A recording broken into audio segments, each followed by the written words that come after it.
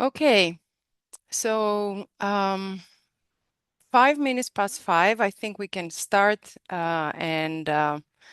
So this is a great day for us. It's a really nice opportunity that we have in the third roundtable meeting for 2025, which is entitled Mapping the Creative Skills Gap in Greece and Cyprus. It is supported by the EU Creative Skills Week, part of the online events program, and it's co-organized by Liminal and CulturePolis.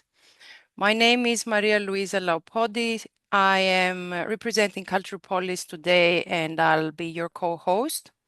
So before we start, I would like to give you some information about the meeting. So our meeting is being recorded, which means that if you do not wish to have your camera on or have your name visible, please switch off your camera and take off your name. We will collect comments and questions to discuss at the end of the event. So we will run the entire discussions in one go, let's say, and at the end, we will open the dialogue for everyone to join and exchange. I would also like to inform you that interpretation in Greek Sign Language and Cypriot Sign Language is available, and anyone who needs interpretation, please pin the interpreter's window. So for the Cypriot interpretation, it's Διερμηνέας Καπανή Γάμα, Παναγιώτα Θεμιστοκλέους, and for the Greek interpretation, it's Androniki Xanthopoulou and Vaso Alexandri, entitled GLS Interpreter Vaso right now. So let me just start with a few words about what we do and why we do it and so on. So I gave you all the details of the event, so I'm going to present now a PowerPoint just to explain who we are and what we do. So before that, I would like to present to you the agenda in this slide. So we have four topics. So first one is identifying critical skills and shortages and mismatches. Then we are going to explore educational pathways, training programs, and mentorship opportunities. We'll move on to share best practices and impactful case studies. And we will end with leveraging digital tools and access tools. So why we're doing this, and when I mean we, I speak about CulturePolis. We are a civil society organization founded in 2006 with a focus on the promotion of culture and intercultural dialogue, the promotion of cultural tourism and its relations to cultural heritage, and finally, we work on strengthening structures and developing capacities for the cultural and creative sector. So this roundtable is part of what we try to do about capacities. So since 2006, and I can't believe it really, it's been 19 years of experiences and results. And we are delivering results in three kinds of services. The first one is our awareness raising, and where we work with campaigns and consultations, information campaigns. The next one is on capacity building services like training platforms and digital transformation services. And finally, we work on citizen research, which is about identifying skills gap, identifying social and cultural needs, and working on solutions. And occasionally we do publish our work to disseminate it and share it with colleagues. So throughout those years, we've delivered more than 45 projects with more than 300 partners worldwide, which is really an impressive group of great collaborators from various countries. Of course, those projects did not come out of a perfect work. We have tried and tested hundreds of ideas and initiatives, and we're quite happy to have more than 20 people that joined us over the years. So today's event is part of our outreach events, and in this group of events, we have workshops here. I give you 4 examples of current and past events of 2025, like Futures Literacy Workshop with artists and creative professionals. Awareness raising events, as I mentioned, we are doing presentations on heritage and citizens and how they can combine their skills to promote culture. And of course, we couldn't do this without enjoying ourselves and playing a few games. So we participate and co-design game jams. In the next months until the end of the year, we're celebrating the United Nations World Cities Days with an event on the 31st of October. You can find all this information on our website. We are organizing until the end of September workshops with citizens and decision makers, and we are launching an academy for young creative women. So here in the slide, actually, it is a very crowded image, but it is just to honor, it's full of logos of organizations and companies, but it is, and I'm not going to mention each and every one of them, but it's just to honor the collaboration of great people and organizations without whom we wouldn't be able to deliver what we do. So talking about the creative skills gap, as I said, we're doing research and we've understood that there are various trends, and we try to keep up with those trends, and we try to challenge the trends when we see misfits in our work. So we are a member of the EU Pact for Skills, as many other organizations in Europe, and we are committed to knowledge sharing and upskilling and reskilling as many people as possible within our communities. And we also do our own research. So one of the let's say, attempts we've done in the realm of skills and especially in inclusion and diversity. And I show you here 3 titles of projects that we have been implementing. We started in 2018 with a project called OHAS, which was about opening heritage and archaeological sites. And we delivered a study on the status of services provided for people with disabilities on cultural sites together with other partners, and also an accessibility guide for the sites and a training program for employees of those sites. Then we continued working on the topic with the Access for All project, which was about awareness and capacity building for changes in policy schemes for disability. This time it was more about policy, and we delivered asynchronous educational material on city accessibility and the tool for evaluating accessibility policies. They are far from perfect. These are tools that are being all the time reworked with partners and from other projects, of course. And finally, a project that is running currently, which is not so much about well, it is about inclusion and diversity, basically. Yes, it is called Achieve CCS. And the project aims to enhance the involvement and presence of young women in leadership and decision-making positions within the cultural and creative sector. So this is the part of the academy that I mentioned earlier that we are going to work on in the coming months. So, as I said, this is our current project, and what we're trying to do here is that through a combination, we've done a needs assessment first of all. So, through a combination of secondary research and primary data collection, including more than 100 surveys and 13 interviews, we try to understand the barrier women face and the opportunities technology presents. And the research went on in 5 different countries, France, Greece, Ireland, Turkey, and Ukraine. So it was really interesting to see that some of the issues are common while others are more local.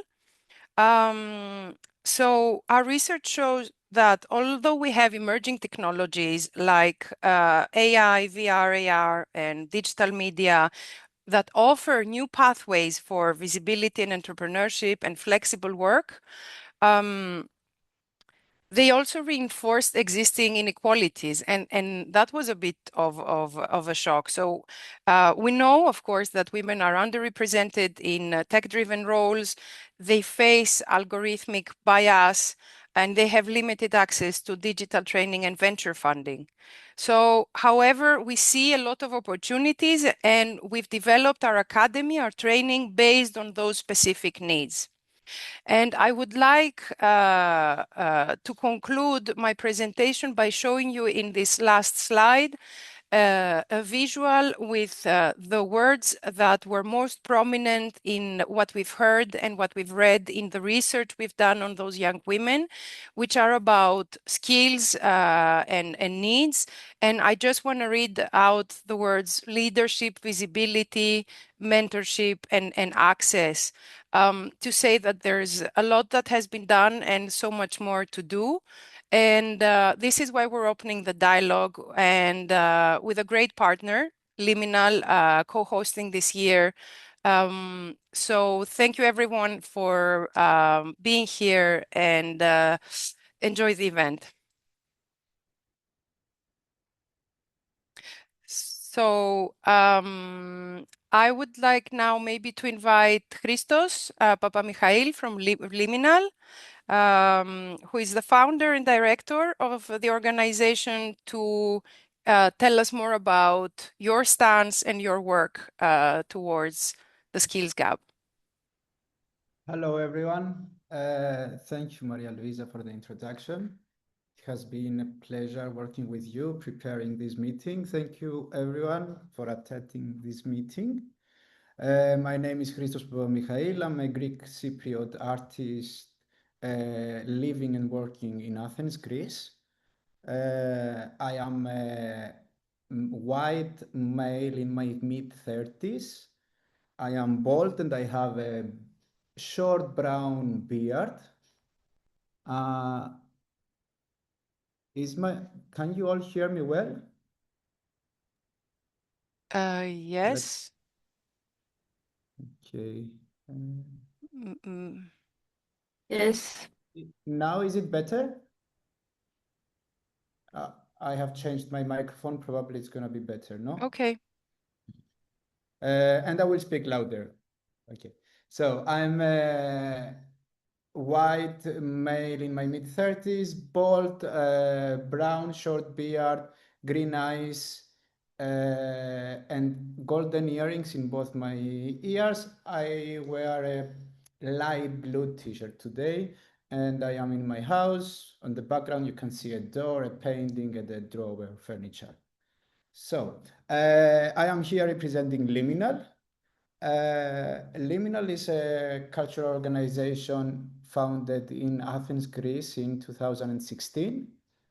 Its aim is to support and contribute to the transition towards a more inclusive and accessible creative industries and realities.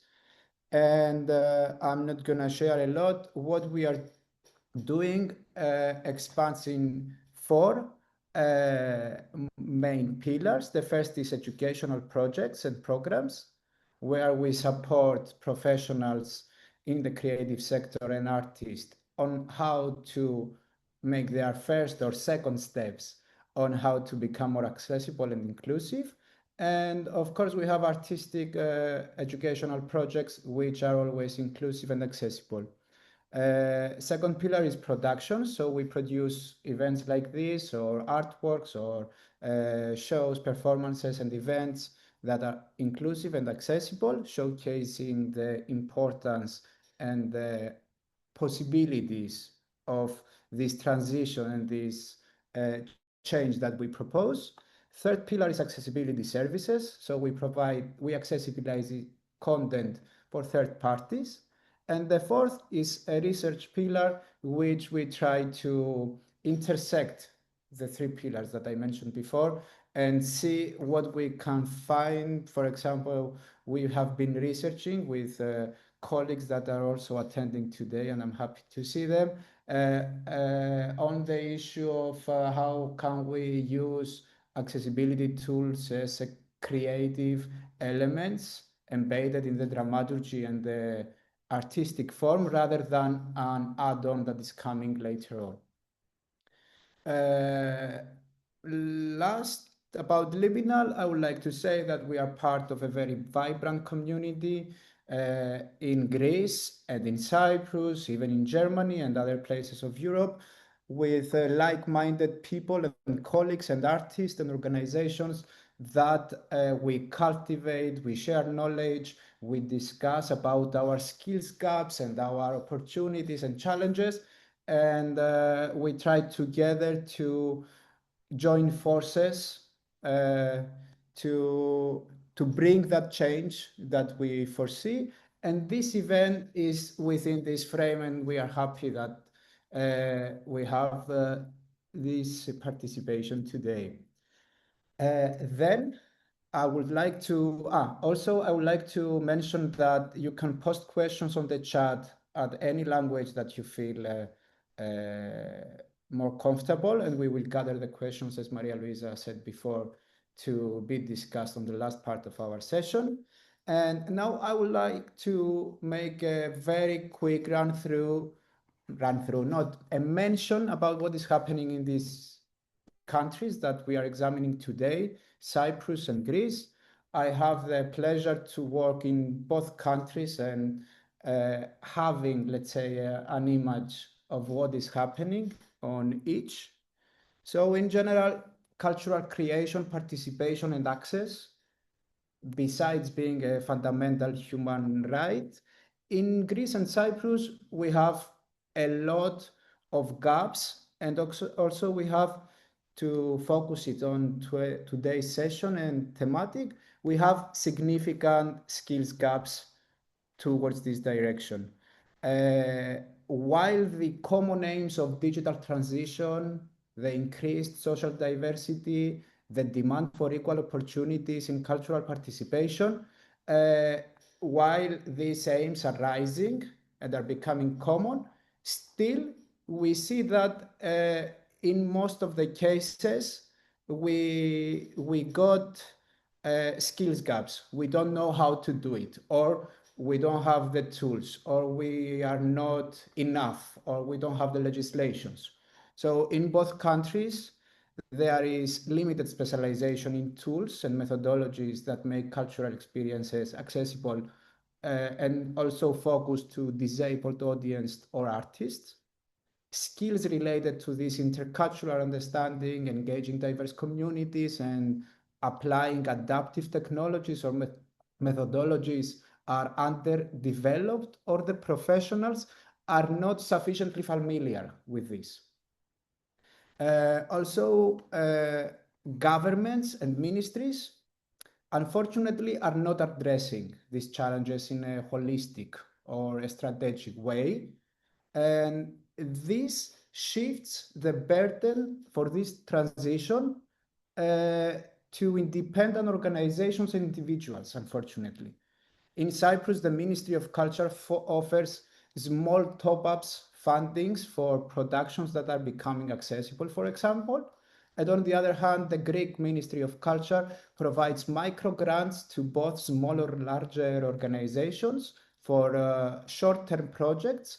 And the scale and the duration of these projects are not allowing artists, communities, and institutions to advance their practices and develop their skills and their capacities. Both countries are facing structural barriers, mostly to artistic and creative education for disabled individuals, and they tend to prioritize physical access to monuments, archaeological sites, venues, while doing nothing or very little to support the human resources of this ecosystem and the professionals that are working on this field. On the positive side of the issue, the communities from Greece and Cyprus, alongside with European networks and professionals, are building steadily strong relationships, collaborations, and they are already into a relationship that is exchanging knowledge, developing capacities, and claiming altogether rights and our future. And to conclude, I would like to share a personal comment and opinion that has been in my head while I was preparing for this session, that all this discussion is happening about these two countries that are, unfortunately, again, our governments have refused to support the UN resolutions condemning the ongoing genocide against the Palestinian people by Israel. And I have been thinking that this refusal undermines their credibility when speaking of inclusion, equality, or human and cultural rights, and that this reveals a profound contradiction between the values that we claim that we uphold and support in the cultural sphere and what we do about fundamental human rights and the international scene. And that was my last comment, and I would like to proceed and introduce our first speaker of today. Give me a second. So I would like to invite Nenan Bogdanovic from Planning and Development Coordinator of the Organization for European Programs and Cultural Relationships in Cyprus. He will share his experience and thoughts and inputs about identifying critical skills, shortages, and mismatches in the cultural sector and creative industries, with a focus on accessibility and underrepresented communities. Nenan, thank you for being with us. The floor is yours. Thank you very much, dear friends. I hope you can hear me well. Dear Maria Luisa, dear Christos, thank you for inviting me. Kalispera από την Λεμεσό.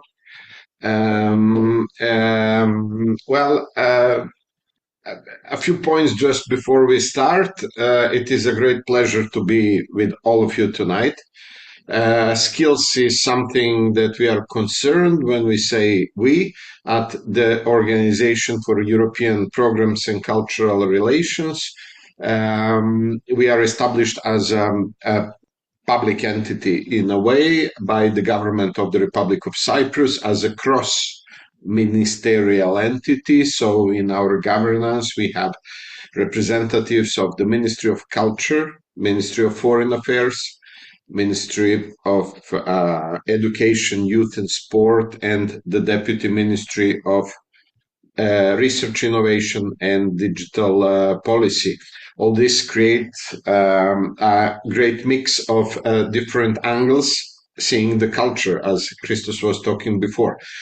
Our organization runs the Creative Europe desk. It is national contact point for the EU programs, EU cultural programs mainly, which are Creative Europe, first of all, then SERV, Citizens Equality, Rights and Values Program, CERV. We are also national contact point for the new European Bauhaus, just to give some time to our translators to cope with slang. And we are national coordinators of the Anna Lindh Foundation for Dialogue Between Cultures, which is based in Alexandria, Egypt. Dear Leonard, So, sorry for interrupting. Would you like to share your presentation also? yes, I will as soon as I finish my brief Perfect. introduction and give the human touch, because sometimes PowerPoints make us less human. Indeed, if you allow me to share my PowerPoint now, you will just let me know if you can see the presentation mode. Do you see change in the slides? We can see there is a bar on your right. We can see the next slide. So no, there is no presentation mode. Okay, That let's is then move. Thank you, loading. Maria. Okay, now let's keep them this way. Okay, so here we go. I would also like to start by saying that indeed skills are very important nowadays, but still Europe has a great tradition also uh, in the formal education. Being skilled doesn't mean necessarily being educated, right? So it is something that we might discuss afterward. But let's concentrate on the skills in creative and cultural sectors. Well, in general, skills were addressed. Mario Draghi, to whom we will come back in his report on the future of European competition, particularly addressed the lack of skills, saying that it cannot be, we cannot have uh, we cannot have a sustainable and a society characterized by a prosperity without people having skills, between current and future generations having necessary skills. And in our framework, on this slide, we see a chart with 14 industrial ecosystems as defined by the current European industrial policies. We are talking about EU single market policies, and there on the right side we can see the creative and cultural industries as we know them, sometimes called creative and cultural sectors, sometimes called industries, or both creative and cultural sectors and industries. And just for the illustration, we see other industrial ecosystems like tourism, agriculture and food, construction, electronics, health, mobility, automotive industry, retail, textile industry, digital industry, and so airspace and defense, and so on and so on. So we are recognized in principle as a segment. As a result, the current regulation of the Creative Europe program in its Article 2 defines the sectors as those, when we say sectors, we mean a total of people and legal entities of the companies whose main activity has to do with the potential to generate innovation and jobs, in particularly from the intellectual property, but which are based on cultural values and artistic expressions. This is very important. So it is not any kind of innovation. It is artistic expression or cultural values, and throughout the value chain, meaning starting from creation, production, dissemination, and preservation of goods and services. And the second very interesting point on the definition of creative and cultural sector is that unlikely some 10 or 20 years ago, EU see those sectors independently whether the product are market or non-market oriented, meaning whether they are for profit or non-profit in a way. And then the Creative Europe regulation lists certain cultural sectors as architecture, archives, libraries, museums, artistic crafts, audiovisuals, in that sense, which included film, television, video games, and multimedia, talking also about virtual and extended reality. We are talking about cultural heritage and design, festivals, music, literature, performing arts, including theater and dance. Music was previously mentioned, both as industry and as a performing arts, books and publishing, radio and visual arts.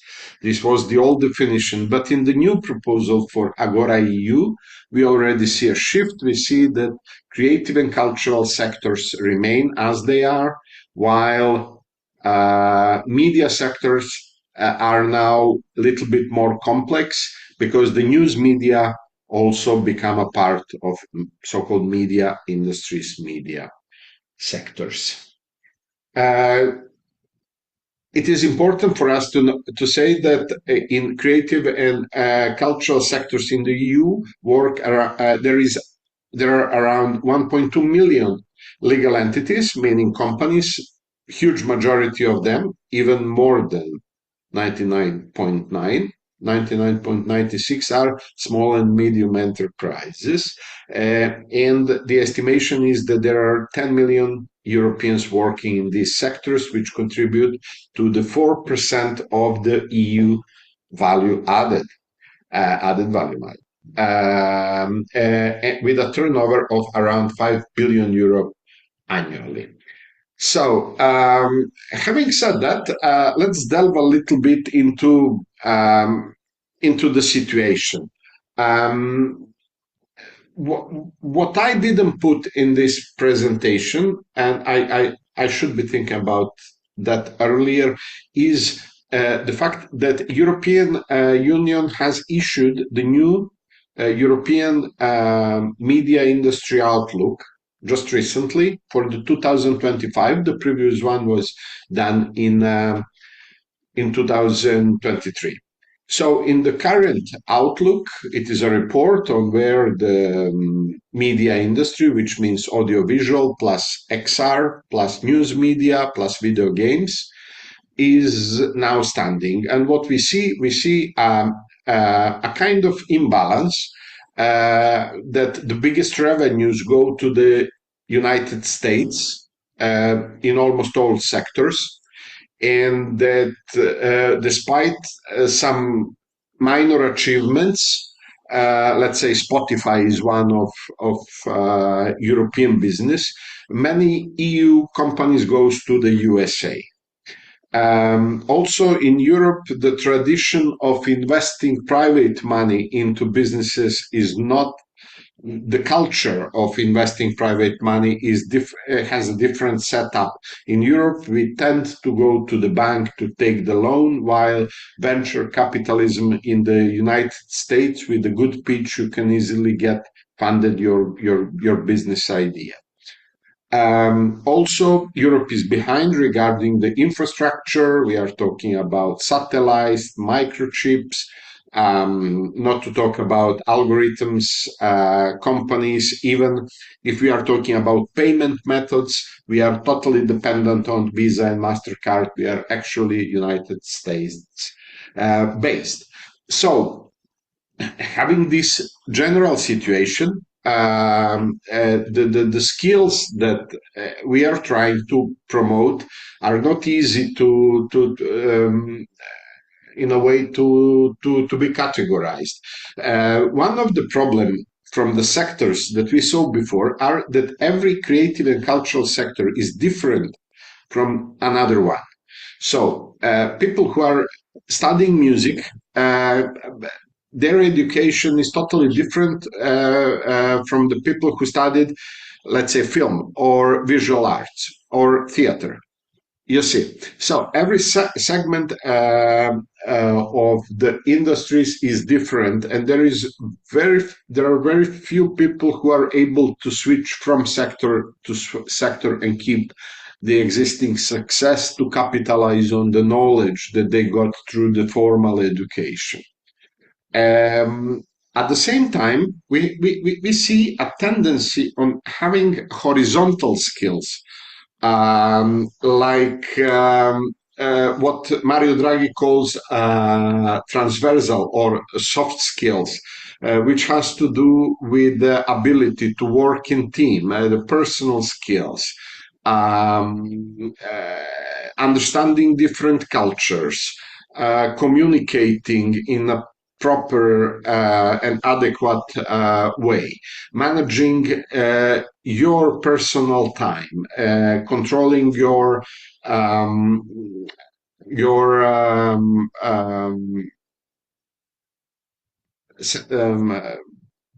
synesthemata, sorry. Feelings. Feelings, yes, exactly. Thank you. Both of them are foreign for me, so I'm kind of switching. Personal resilience, ability to learn, lifelong learning, and also a kind of keeping something that I think we are lacking in yeah, our in this part of the world, which is like social ethics, being responsible as a citizens, being keeping the laws, keeping the rules, and so on. So these are horizontal skills. At the same time, the technological development push us towards more and more digital skills. So in order to survive as a musician, first of all, you need to manage not yourself as a person, but yourself as a business in a way. How to promote? We said that we are a kind of yes, many people in cultural fields start as artists and then they ended up as bureaucrats. I'm one of them, pushed by the surrounding to transfer to improve some kind of administrative skills, but then we end up in not doing our primary job, not doing primary education. On the other hand, we see many, let's say, musicians signing the contracts with distributors, with record labels, who actually put them in a totally disadvantaged position, so-called 360 degrees contracts, where they buy their rights forever.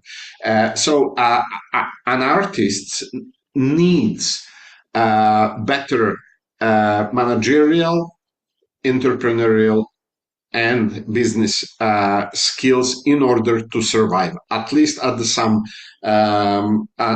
extent. Usually, I say that like 100 years ago, people who were driving cars were a separate profession called drivers, who were about to fix any problem in the car, to wash the car and so on. But nowadays, the majority of us actually knows how to drive. It become a skill. You don't go to the school, to the classical education to become a driver. I mean, the vast majority, of course, there are also such professions and occupations, but still driving a car become something that is required by the vast majority of people, at least in our country, in Cyprus, where the public transportation is probably not the most developed among other EU countries. Also, we are talking, as I said, we are pushed to think about digital skills, about the technology, because the reasons for that is that you remember the value chains, the creation of the work, the production, dissemination, archiving, all become at kind of shrink. So many composers are now able to distribute and sell their works directly.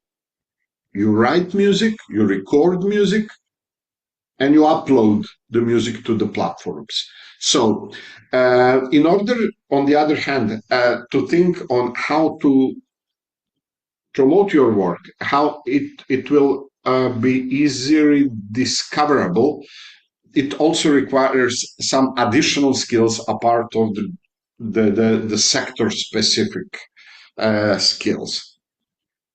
So I in the another slide that I didn't put about the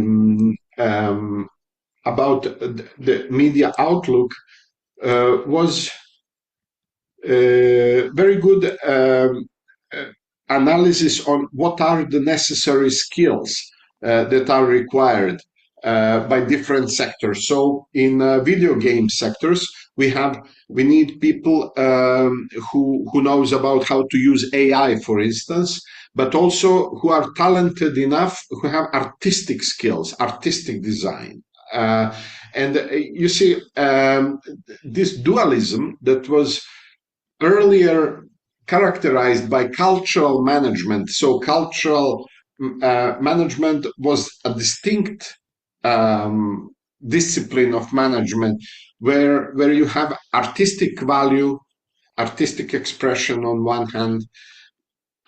So a painting is not just a total of, of different colors. It has a value of the expressed idea or feeling in it embedded. The same like film or photography or a music piece or a theater. The book is not just a book. A book is the message which is written in. It is an experience economy. So at the same time, I think this tendency was transferred now in the skill sector and in the education. Yes, we do have to know very well our specific creative and cultural sectors, but we will not be able to survive if we don't have very strong skill set of the horizontal sectors, using technology, understanding self and the community. And something else very important, understanding the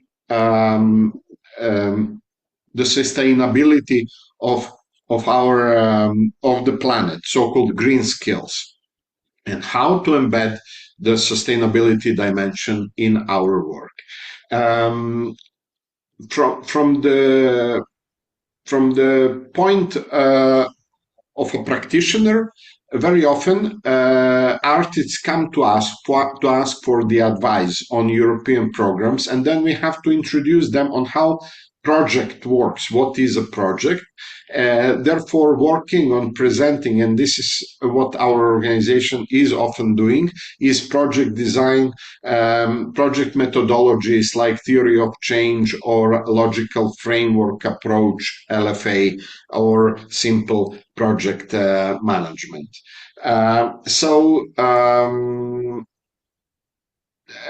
To sum up, if we do not support future generation of practitioners, European sectors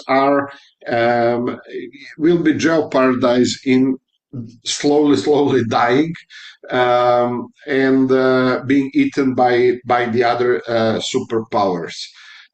Which we already see, particularly in these modern artistic disciplines, as I said, audiovisuals, and video games, extended and virtual reality, and so on. Something very important is that in those sectors, it was observed that creative sectors has to compete with other technology sectors. So if you are a good designer, you might not be an artist. You might be approach to work in the, I don't know, car industry, in the furniture industry, high-end jewelries, and so on and so on. And it is the same with the video games. If you are a good video games, you might be working in, I don't know, even health industry or TV, commercial TVs, and so on and so on. Closing, I would like to refer a few opportunities for funding. One is a Citizens Equality Rights and Values program, which has to do with basic European values. Among many of projects that get funding, there is a strong capacity building components for civil society. The second one would be Creative Europe program, which is totally oriented towards creative and cultural industries.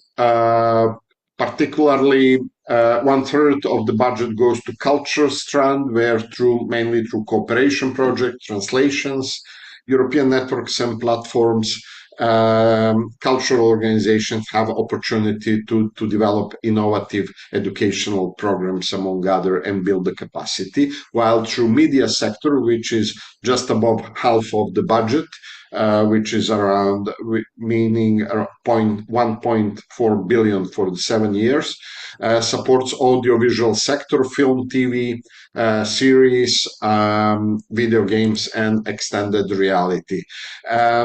Euromed Anna Lindh Foundation for Dialogue Between Cultures, based in Alexandria, you can scan a little bit, was our partner along with Italian organization Matera Hub. Last year, we had a training course on entrepreneurial, transversal, and digital skills in 2024. We started this now, September, October in Cyprus. We had over 360 subscriptions, and very soon we will have in Cyprus training live component of the training course. Summing up a little bit, some recommendations. Sorry, dear Nenad, you have 1 minute. Thank you. Okay, I'm in principle finishing. Great. Which means that we need definitely to integrate better creativity into education. We need to equip people who are trying to express themselves as freelancer, as those one who establish small and medium enterprise, and support them with adequate skills. And I think recognition of skills across the borders is a part of the Union for Skills, and this will be elaborated probably later. While we have better to understand creative and cultural sectors, industries under the new shifts, new policies, and new challenges. Having said that, only to invite you once more to visit our website epcr.org.coi, and to I remain at your disposal for any question. Thank you very much for hosting us tonight. Thank you.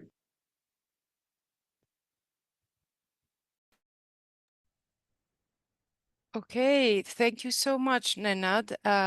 It was a very rich in information's presentation with a human touch, and we really appreciate this.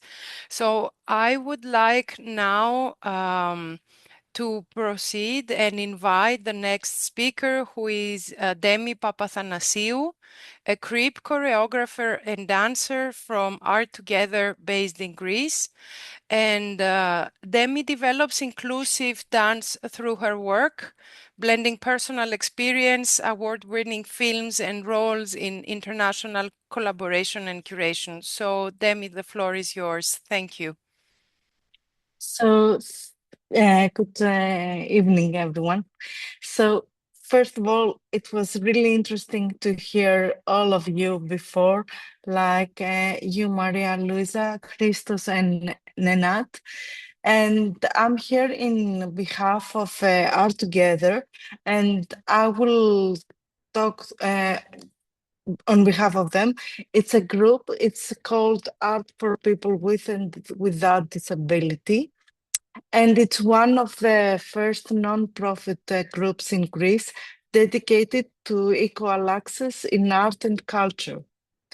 So this group first came together in 1990 and has been defending the rights of people with all kinds of disabilities to create art while bringing disabled and non-disabled people together.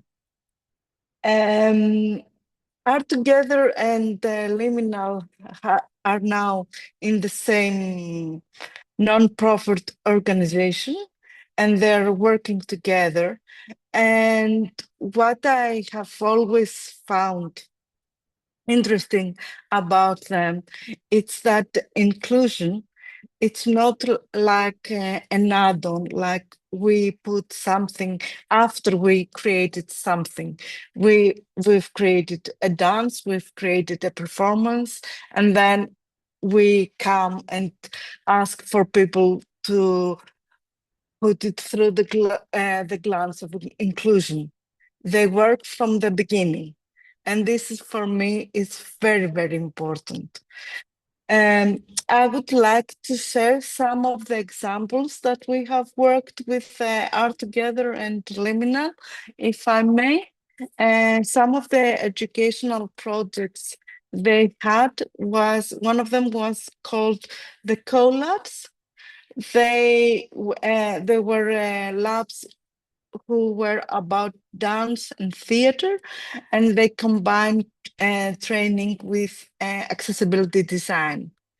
So one of the things that was really interesting, it wasn't only that participants were rehearsing and performing, they had invited people with accessibility teams, visual impaired persons, deaf persons, and asked them how they could do their work more accessible and what they need and what tools they could use, and what, not only from our point of view, but from theirs also, which is very important.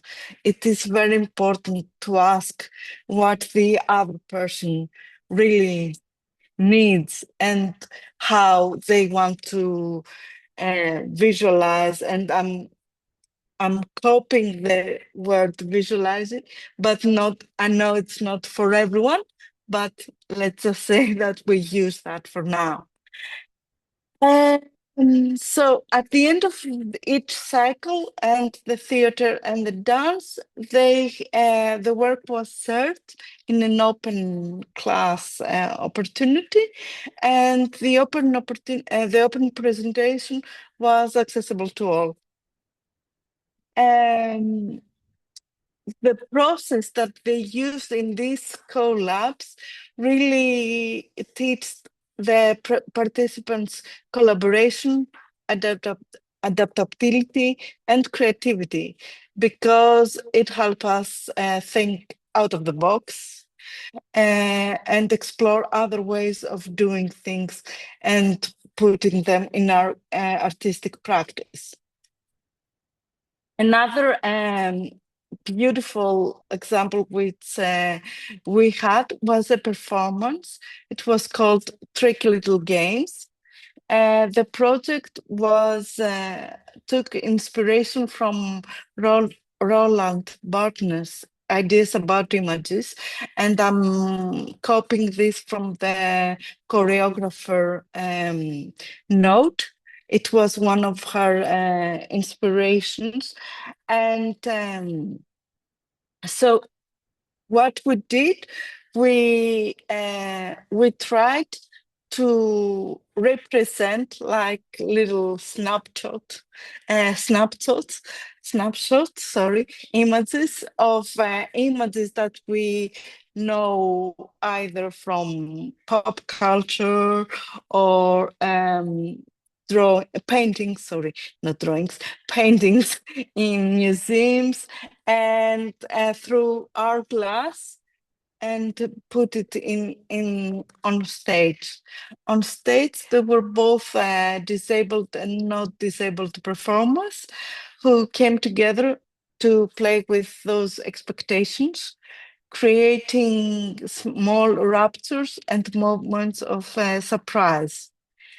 The group also worked with accessibility expert in this and enriched their movement vocabulary and deepened the whole creative process.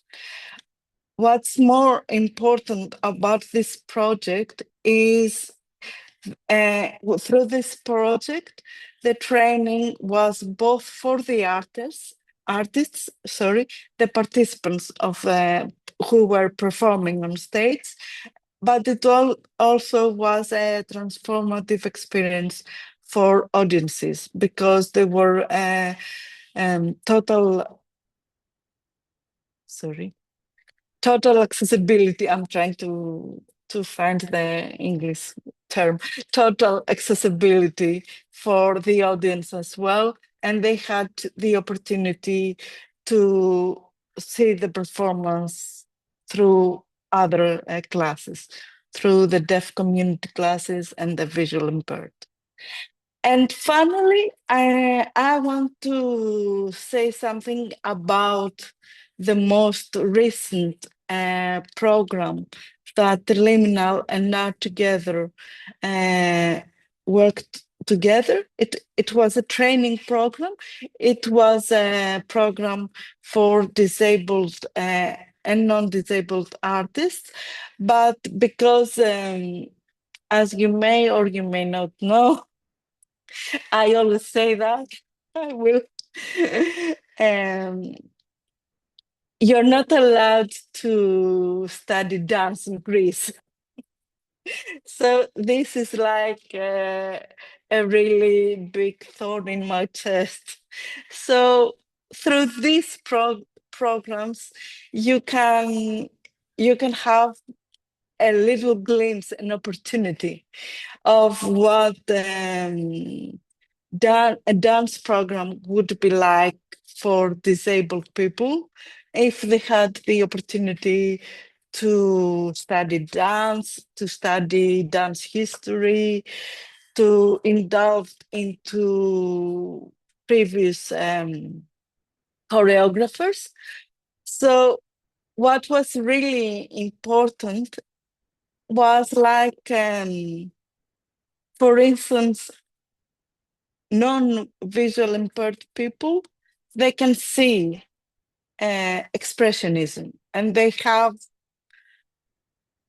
an opportunity to feel something when they see a painting. So one of the questions was like, what does expressionism mean for someone who's blind? Or how does a deaf person experience melody or harmony through the programs where they had music, because they were also for music artists? And how can we reimagine the works of choreographers like Martha Graham, Mercer Cunningham, or Pina Bausch through the lens of inclusion? And this was really important because most disabled artists, they may or may have they don't know any, they don't have any opportunity to study this kind of choreographers. They may have heard like a name or something like Pina Baus or I don't know, they might have seen a performance, but they have never studied something like that. So it was really important for us to really think about what the choreographers wanted to do through their performances and through their pieces, and try to represent them in a way that feels inclusive but also artistic, because one of the main focuses of this group is really to have a professional and artistic view through all the performances that they are trying to explore. So to sum up my presentation, first of all, I would like to say that the inclusion is not about lowering standards. It's about broadening frameworks. It's about when disabled and not disabled participants develop skills in communication, teamwork, and adaptability, all of which are vital in our professional context. And also, um, one of the things that I take while participating in this project, it's the ripple effect. When disabled artists are supported to grow, when inclusive methodologies are shared, where audiences encounter accessible performances, we create communities where difference is valued and where everyone has the chance to contribute. So for me, that is what Art Together and Liminal has done. Inclusion is not an extra. I will say that again. It is a driver of creativity and change. And by opening new educational routes, by building accessible training and mentoring, they are shaping a workforce that is more inclusive, more imaginative, and better prepared for the challenges of our time. And also, due to stress, I forgot to do a visual presentation of myself, which I should have done that in the beginning. So sorry about that. Christos, don't scold me. We've been through this so many times. So I'm a white woman in her early 30s with red hair now. Today I'm wearing black clothes. I have black glasses and blue eyes. And it was a pleasure to be part of this discussion and this opportunity. Thank you so much.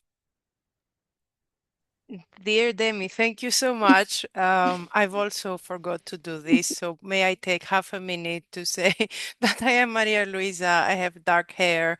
I'm in my mid-40s and I wear a blue blouse and glasses. Thanks again for reminding us. Thank you for sharing your perspective and the good examples and the challenges. I would like now to move on to our next speakers, who are from Kouloumaka. So it's Elena Sokratou, director and theater educator, and Andrea Solomou, researcher.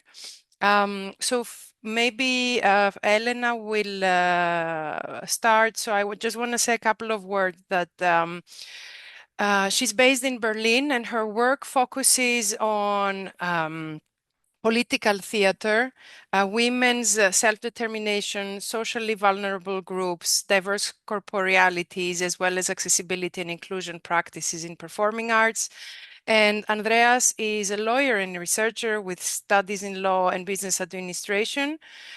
He has experience in European and social projects, and during his studies at the School for the Blind, he participated in theatrical performances. And for the last 3 years, he has been a member of the physical theater group Kulumaka, which you're going to learn more about right now. The floor is yours. Thank you. Hello, and thank you very much for the invitation. I'm very happy to be here. So I am Elena, and this is my name in sign language. I am a white woman, 37 years old, with black short hair and green eyes, and I'm wearing a black dress and a yellow pullover, since I'm talking to you from cold Berlin today. I'm speaking to you today as one of the 3 founders of the Kulumaka collective. Kulumaka is a Cyprus-based artistic collective founded in 2022 in Limassol. Our name comes from 2 Arabic words, Kulu, all, and Maka, together, reflecting our core values of inclusivity and collective action. We are the first mixed group of disabled and non-disabled artists in Cyprus, with 10 active members working together to rethink performance, embodiment, and social interaction. We collaborate across disciplines to explore how bodies exist and resist within social constructions like gender, time, disability, and public versus private space. The collective was formed in collaboration with inclusive dance educator Eleftheria Sokratos and interdisciplinary performance creator and artist Naya T. Karakosta. It was founded by 3 women without disabilities. And already the question arises. Are 3 individuals without disabilities the ideal founders to create such a group? The answer is no. In an equal society, such a collective should be created together with disabled people. However, this was not possible in our country.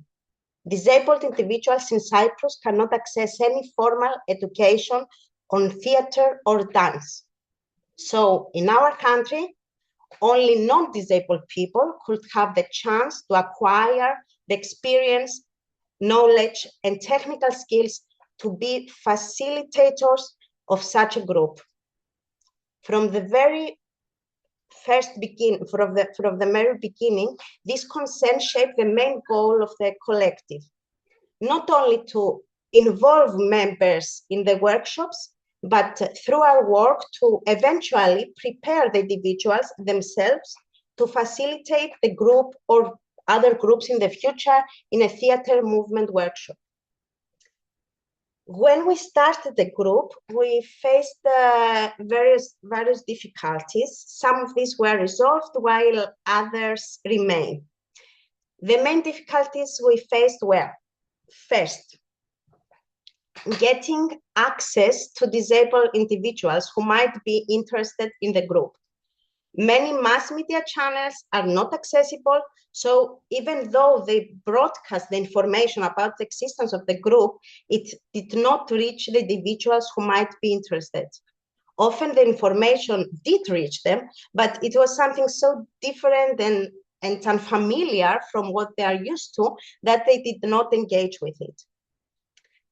Second, while there are communities of disabled people in Cyprus that partly engage in artistic activities, they do not really interact with each other.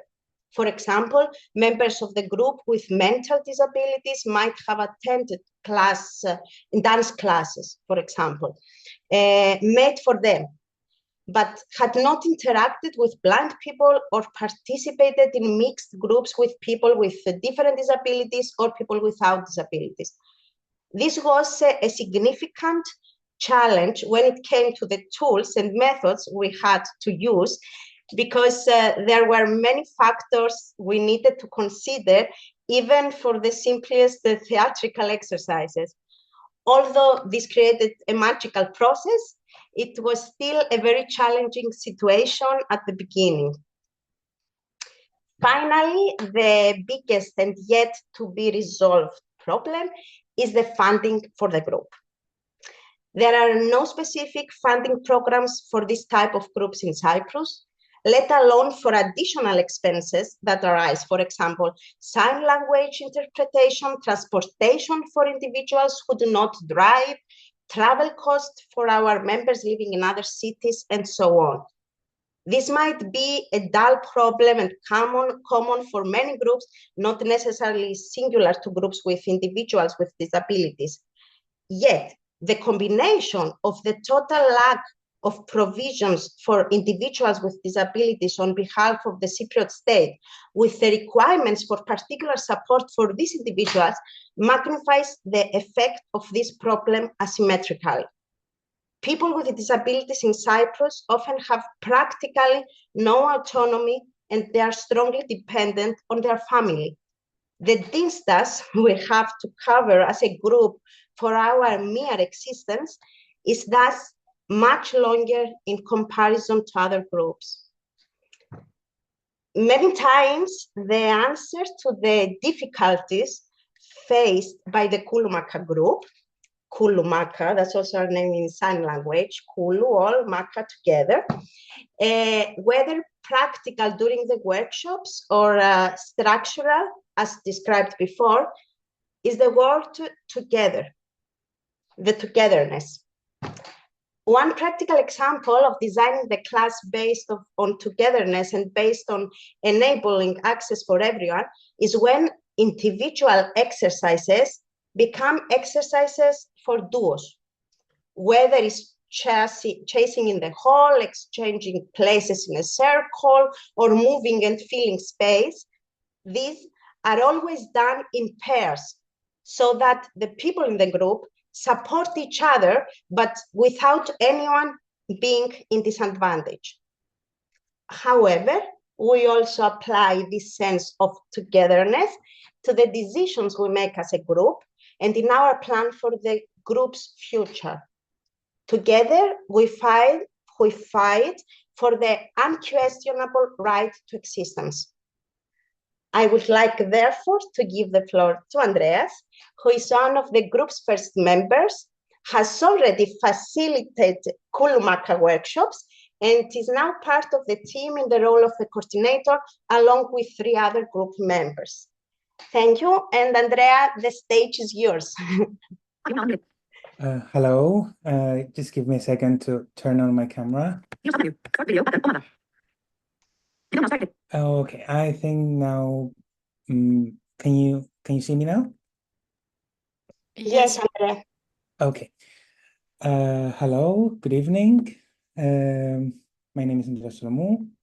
I would also like to thank you for inviting us and for giving us that opportunity. I will start by examining a bit the landscape of the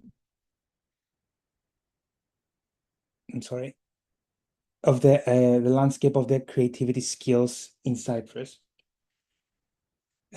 If we look at it, we can see not only individual gaps, but also structural ones. Let's be honest, we are a country that invests many little money in culture. Our government invests many little money in culture. As a result, the investment in the accessibility of cultural activities for people with disabilities is even less. For example, educational programs in arts, drama, music, or theater are many little in Cyprus. And when they do exist, they are rarely desired with the accessibility in mind. Cultural spaces are often under-supported. If a theater company struggles to survive financially, accessibility are seen as luxurious, not essential. Training opportunities in creative fields are limited for everyone and almost non-existent for people with disabilities. So while the whole society suffers from a lack of investment in culture, people with disabilities suffer twice. First, from the general scarcity of opportunities, and second, from the absence of accessible ones. But the issue is not only financial. Often, and most importantly, the greatest obstacles are social. I have been told many times, theater is too visual. Maybe it's not for you.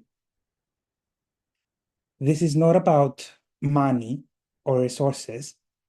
It's about assumptions that close doors before they even open. Too often, people with disabilities in Cyprus are not seen as potential creators, but only as passive audiences or beneficiaries of charity.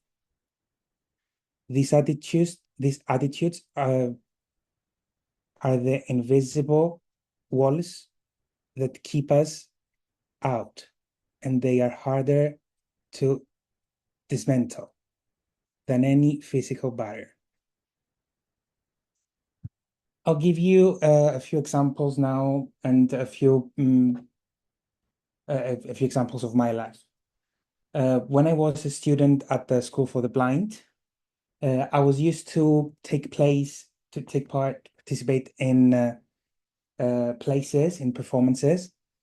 We used to have dance lessons, but as Elena said before, that was only we were only people with visual disabilities. We didn't have any interaction or any let's say exchanging with people with other disabilities or with people with no disabilities. It was only the last 3 years while I was during my participation in Kulumaka, and as again Elena said before, the first that kind of group in Cyprus, that I have started to explore and cover these gaps. I'm sorry.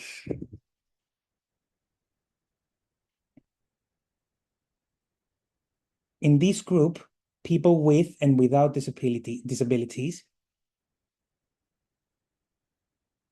create together as equal. What makes this model powerful is not just its accessibility, it is that it challenges the very social attitudes I described before. For example, I'm not there as a blind participant. I am there as a creator, a collaborator, a performer, and that shift in perception is transformative. And I will tell you now 3 specific skills that Kulumaka helped me to develop. I'm sorry.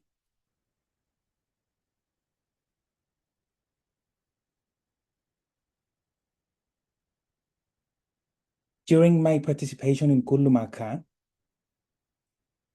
I developed the skill of adaptability. learning to respond to new situations and creative challenges without fear.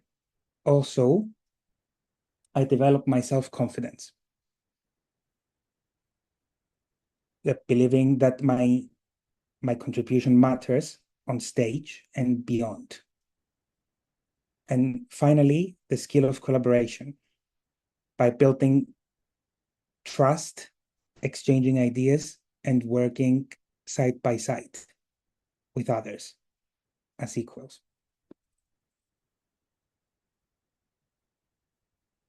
That was for me. Thank you very much again for having me. And it was a great pleasure for being with you today. Thank you very much, Andreas. Thank you, Elena. Thank you, Andreas. Thank you also for the wonderful work that you do with Kulumaka. It's one of the most important projects in Cyprus, in my opinion, and congratulations. And let me have the pleasure to introduce you to a very good friend and colleague, Eleftheria Sokratos, from Polychoros Synergio. I will let her introduce herself and share some insights and thoughts and information based on her experience as the curator of Beyond Distance Festival, a very unique and fruitful, I would say. Maybe we can discuss more after the presentation.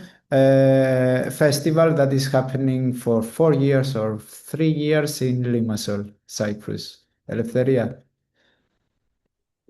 Hello, everyone. Thank you, Christos. Thank you, Maria Luisa, for the invitation. I'm so happy to be among friends, known and unknown, possible future friends, who knows? So I'm Eleftheria Sokratos. I am a white person identifying with pronouns as she, they. I am 36 years old. I have black hair, a short pony in the front, a bit short on the upper part of my skull, and a bit longer on the back of my skull. I have brown hair and brown thick eyebrows, and today I'm wearing glasses, black glasses, which hide my right piercing, right black piercing on my right eyebrow. So, I have in the background a white curtain and some books, and I wear a white t-shirt. So I am an artist, curator, and a cultural manager with a special interest in access and inclusion. I'm also one of the 3 founding members of Kulumaka, but today I'm here to talk about the Beyond Distance Festival, representing Ipoyaskini NGO and Polychoros Synergio in Limassol. And I will try to share my PowerPoint for that. So let me see. Yes. Okay. So I named this PowerPoint. It's white background and black, very simple letters, black letters, embedding inclusive practices in the performing arts. Insights from Beyond Distance, Association Ipoyaskini, and the speaker, myself, Excuse me, Eleftheria. Eleftheria. We do not see your screen Why? because probably you are not sharing it to us. Okay, I'm sorry. I was so proud because I could actually even go immediately to make it Presenting. bigger. Yes. So I was like, yes, I nailed it, but no. Now Okay. you did. Yes. Okay. Thank you. Cool. So this was my title, Embedding Inclusive Practices in the Performing Arts, Insights from Beyond Distance Festival. So I need to minify you so I can see what I wrote here. Just a sec. Okay, so what is Beyond Distance? Beyond Distance is the first annual performing arts festival in Cyprus, which is dedicated to inclusive and accessible works, workshops, and discussions. So we don't just promote works, we also have parallel actions which actually begin in the middle of the year, which are workshops, jams, discussions. This year we even collaborate with the Masters of Inclusive Education in Nicosia with their students. So the festival, it's happening since 2022. So this year in December is going to be our 4th edition. And the idea of Beyond Distance, it aims to challenge ableist norms by hosting local as well as international creations that center ethics of care, disability culture, creep aesthetics, and feminist queer perspective, but that also embed accessibility tools. It is funded by the Deputy Ministry of Culture of Cyprus, and specifically the last 2 years from the funding body of Kypria, which is a funding body which is specifically for festivals. Let me see. Okay, so how does Beyond Distance, it sounds so big, right? And so ambitious. So let us check how does Beyond Distance try to do what it says it does. And I always say try because there is no, it's always in a process and you're always doing, and I always feel as a curator of this festival every year, oh my God, we could have done this and we could have done that. So yes, it's everything in a process. So we try to do what we say we do by showcasing diverse voices. That means that we present work as well as from established and emerging disabled artists, but also mixed ability groups. This is one of the 4 things we're doing. We're building collaborations. We are partnering actually with other organizations to strengthen inclusive practices and networks and finding allies. And we are supporting first steps through a residency program that actually has an extra allocated funding, but is part of our festival. And this, I will talk a bit on each point in the later, so I'm just now name dropping them, and then I will go like more specifically with examples.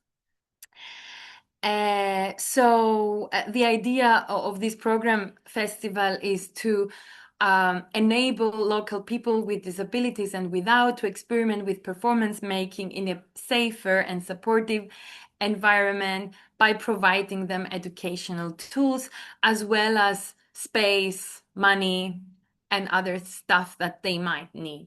Always in the frame of our capabilities, of course. And then we also try to expand access, the idea of access, and to always question what does access mean.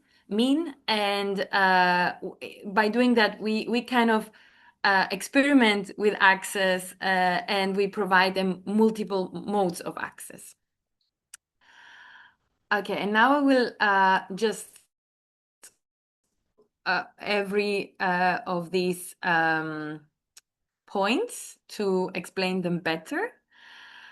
So building collaborations, for us, in the way we see collaboration as a long-term, building long-term relationship that adapt to the changing needs of the festival, the society, the changing the needs of the participants, because every year we have different participants. So to ensure that our collaborations are meaningful for us, but for the people who are part of the festival as well. And one of the great example is our collaboration with Liminal. Liminal actually was we have been collaborating since the very beginning of the festival. It was a very shy collaboration at the beginning, very more structural. Liminal has been invited to do a by the book audio description on a film. And then slowly we had been interacting with Christos, and we had been going into conversations with people who had been joining our program and the festival, and we started co-creating the festival and the collaboration, let's say. So for us, it's important to showcase diverse voices.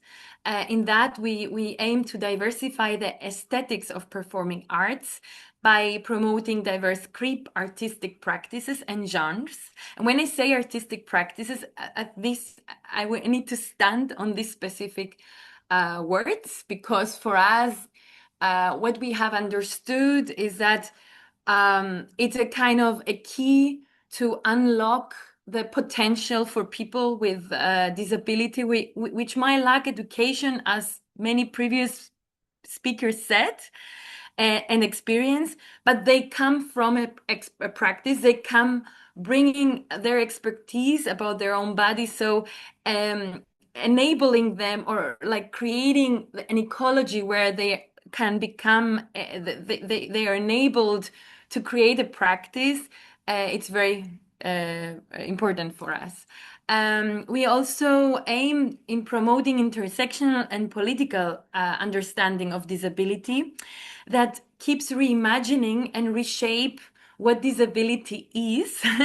And here I have a video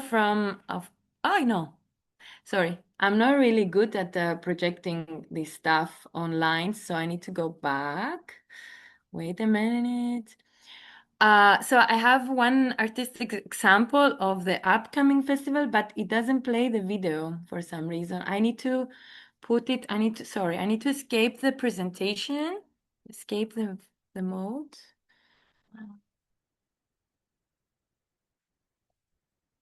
Okay, escape.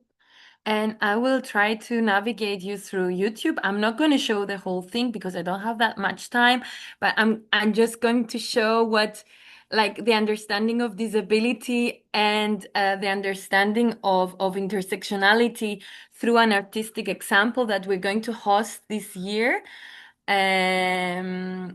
Okay, you see my desktop now. I'm really ashamed. I'm sorry for that. No, Leferia, you have to stop sharing and choose what you will be sharing next. Okay, So good. now we still see the presentation. Okay, let me try to do that. Okay. No. Just a sec. I am. I'm not sure if I can go back to the present. I mean, I see you, but I cannot make you full screen. You're in the back. No, I have only Andreas. Yay, I have you. Okay, so let me see. Advanced sharing options. Share. Okay. Do you see that now? No. You have Eleftheria, can you try again to share your screen, please? Yes. Thank you. Does this work? Wait. Loading. Yes. Okay. I'm not going to show the full thing. You see that? Yes. And you hear that?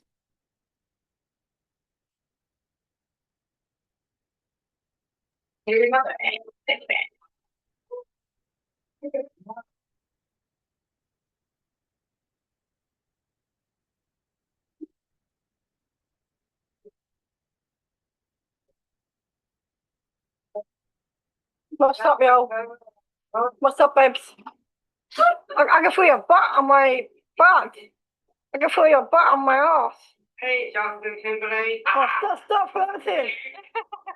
Drag Syndrome is a professional artist group of people with Down syndrome. We work together as a team.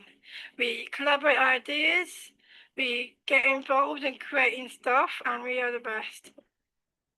Okay, I think you got an idea. We'll go back to my presentation. So for me, like I will just need to explain visually what was that. It was a Down syndrome group that are dragging, and they are a collective, but they also have someone, an artistic director, is Daniel. They are based in UK, and for me, it was important to bring this show to Cyprus because it really captures the intersectionality that we aim to do here, and not to speak only about disability. We want to speak about gender, we want to speak about race, but we also want to empower people with mental disabilities to go beyond, maybe to open up a discussion about sexuality, gender, and this kind of stuff, which is something that in Cyprus we are lacking a lot from my experience in that sector. Yes, that, and I have one more slide. I think, do I have more time? I'm very bad with You still have a few minutes, Eleftheria, but Amazing. you have to reshare your presentation, please. I will do it in the okay, good. I'm resharing the presentation now. Okay. Okay, I have two more slides. Wait. So I wrote here supporting first steps. This festival, and especially through its residency, as I said before, it supports first steps. So on the right, we see the team, or a mime team that also one of the Kulumaka members, Maria Alexandru, has tried last year to expand her practice in mime and theater and improv theater. And actually, you also see Andreas there. He stands next to Maria with a white face and painted black eyebrows and red lipstick. So it was Maria's first attempts to work inclusive as well as accessible. But she had a practice. She comes from a theater background and improv theater. So for her, it was like it was a step towards expanding her own practice. And she presented this group work in Beyond the Festival last year. And on the left, we see Christos Inzegiannis holding a broom on the Black Box Theater of Synerio. That was also Christos' first solo. They made it together with Rose, her partner in crime and life. Christos actually was talking about their piece was his piece was about his experiences as a trans disabled man growing in Cyprus and trying to find his identity. So that was actually two of the examples of first steps, like enabling people to do their first steps, among of many other examples. And to the last one is I spoke about expanding the notion of access. Last year I was like checking out, okay, what's there in UK? How do they do it? Because for me, it's a very good model in terms of in festivals, how do they communicate access? So I have decided that I will no longer say that this play is accessible for blind people. This play is accessible for deaf or hard of hearing. I will just we have created together with Jafra, my graphic designer, this what is it like?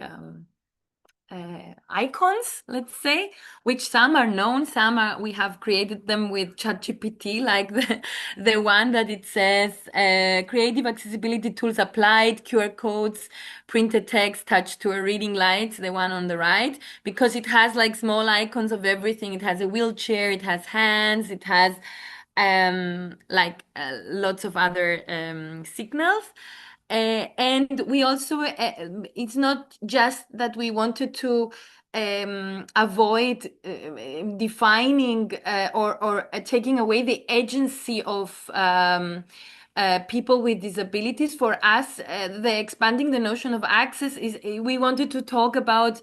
I'm a single mom. I always want to know if it's a children's friendly performance, and in general we wanted to find ways to be as specific as possible with our hospitality rules, and of course trigger warnings, and underneath there were specific explanations of what each performance contains in terms of nudity, I don't know, special triggering lights, or I don't know, like maybe trauma sensitive material. Yeah.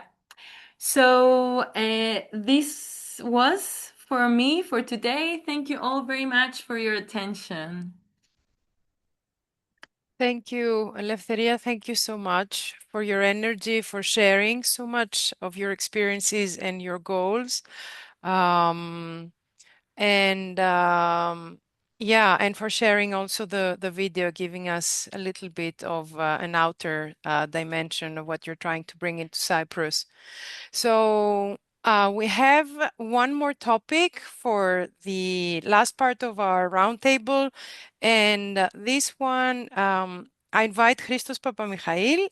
I know, Christos, you have a lot of friends and colleagues in the audience, but I would like to introduce you nonetheless. So you are a dramaturg and actor beyond being the founder and director of Liminal, and you have been quite long active in Greece and abroad as an educator, producer, and creative accessibility consultant.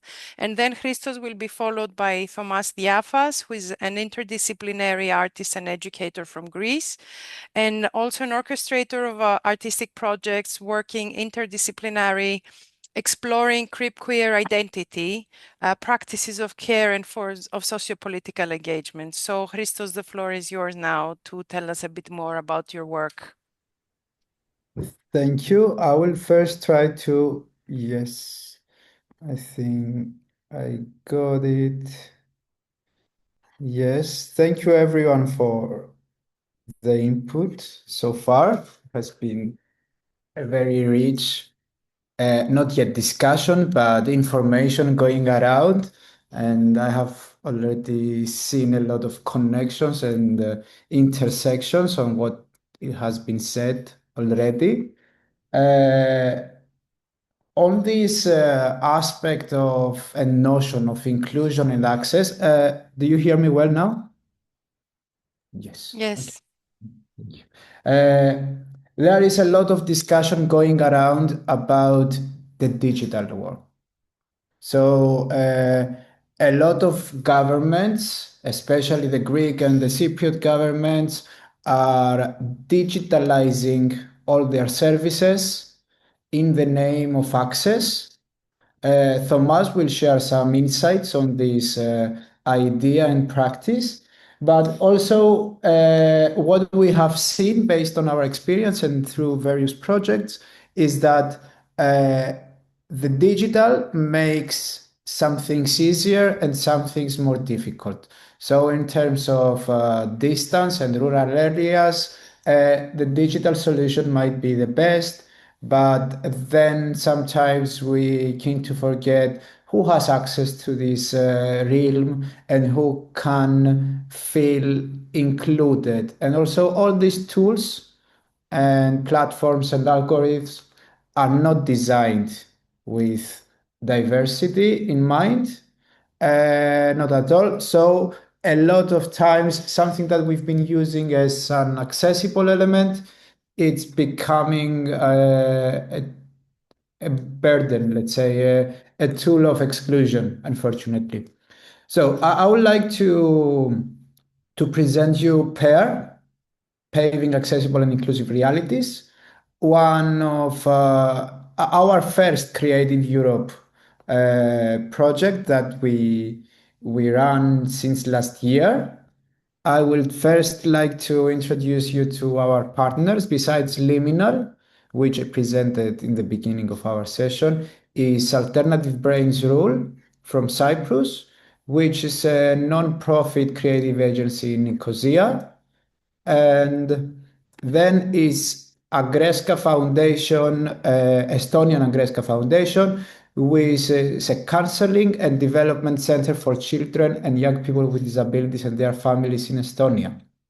So the idea behind the project was how can we get these words of disability and arts together on the same table, because what we have been observing, and I think it was Elena before that, she mentioned that we got the news about the group and the sessions and the workshops online and in the mainstream sphere, but the disabled communities weren't informed, or if they were informed, they didn't feel that this was something of their interest because they weren't familiar with. So the project has the ambition to merge these two words to gather valuable insights from these different fields and spot and examine their intersections and how disability and culture can work together to broaden their spectrums and their opportunities and maybe answer their challenges. And to become more specific, the project aims to build up on the creative accessibility methodology, which some of you might have heard as aesthetics of access. And in a nutshell, this is the idea or the methodology that is utilizing accessibility and inclusion tools and methodologies in the creative development, in the creative process, as an artistic tool and element rather than an add-on afterwards. Why does it matters? And no, let me go back. So we examine these intersections, we gather valuable information through focus groups, interviews, questionnaires, brainstorming sessions in all three countries. Now we are at the capacity building stage where we elaborate on this information, we connect the dots, and we start crafting a manual, the creative accessibility manual for artists and organizations and individuals from the creative sector. And the final output of this project will be one digital artwork developed in each country by a disabled artist or a mixed abilities group. And this project is residency, let's say. After an open call, the selected artist will be supported by mentors, experts, and they will be the first to get the chance to work around these tools in order also to improve it with their insights, but then have the opportunity to present in national events their artworks and what they came up with. So this is the project. The idea is that we try to develop capacity in the three countries. We have noticed several similarities, but a lot of differences. For example, the Greek ecosystem to the Cypriot is completely different. We need different steps to move ahead.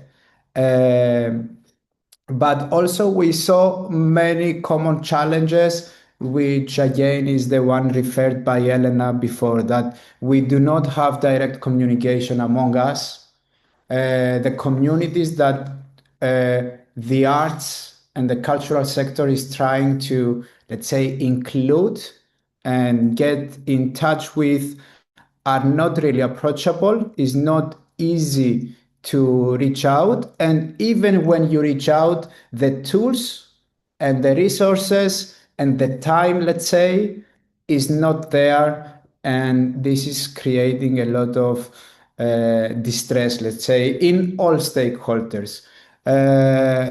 Concluding, I would like to invite you to follow the PAIR project's next steps. We have now the webinars and the hands-on workshops in all 3 countries, which they aim to equip and develop the capacity to potential participants in order to apply their ideas and their projects on the upcoming open call.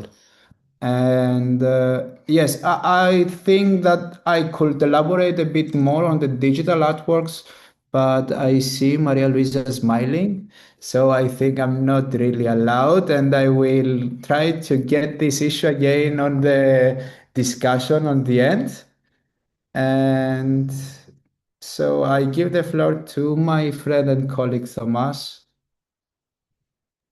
Thank you, Christos. Thank you so much for keep being on time. Appreciate it. Tomas, welcome. Hello, hi. Sorry, I'm being a bit late. I have migrated abroad and I need to study again in my late 30s. So I was all day at school. I'm learning German at this time in my life. Hello, I'm Thomas. At this moment, I'm wearing sunglasses. No sunglasses. Like I'm wearing my glasses. They're black, and I have long hair normally, curly, but I have grabbed them in the back because I look really like a lion. And I'm wearing a blue jacket with white stripes. And I'm in my living room at the moment. So in the back, there are like flowers and art, of course. So thank you for the invitation. And I'm here because one day we contacted each other with Christos Papamichail about the project on digital equity organized and funded by the University of Leeds in the UK, which at that moment, 2.5 years ago, it was winter. We didn't know what digital equity is, not only us, but also like the university itself. They were wondering, what is digital equity? What does it mean? So Alicia Pavlukchuk, who is the project manager of the project, had a brilliant idea to invite artists who collaborate with communities, who have collaborated with communities in the past, to create a new community work on digital equity. So not only the topic, but also the methodology was introduced clearly from the beginning that in order to reply to this topic, you need to create a community. With the collaboration of the liminal team, we created an open call, first of all, to keep it open to the individuals who wanted to participate. In this 2 days workshop, it was planned to be, in order to create some digital artworks. Let's say the tools that I had were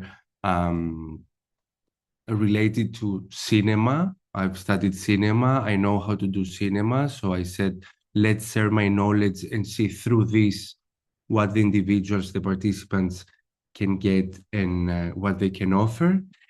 And performance art that brings, let's say, the reality on stage, not faking it. The individuals weren't invited to pretend they're someone else. They were bringing the personal information from their lives on stage. Therefore, identity was from the beginning a topic together with the digital world. Let's see how identities are formed in the digital world. And together with identities, I don't mean just in this case, the creep identity. The disabled participants also were men, were also women, were also cis men, trans men. They were also citizens of a country or of another country. So we were approaching the topic in its totality. I was inviting them actually to think beyond the identity that was put on them or that they were performing at this point. So we were saying, like, let's see in this digital world, in the digital sphere, through these digital tools, what can we create that comes out of a reality, out of the reality of the people who live in Greece at that time. There was formed at the beginning a group. We discussed about such topics. We discussed about the digital media at this point. This was the most important topic. When someone who is not disabled thinks of a disabled person, what do they think? That was the reaction. That was the question that brought the reaction, that brought the movie that I might show you later. So someone who is disabled, when they are invited to the public sphere in Greece, talks only about disability. They are only disabled.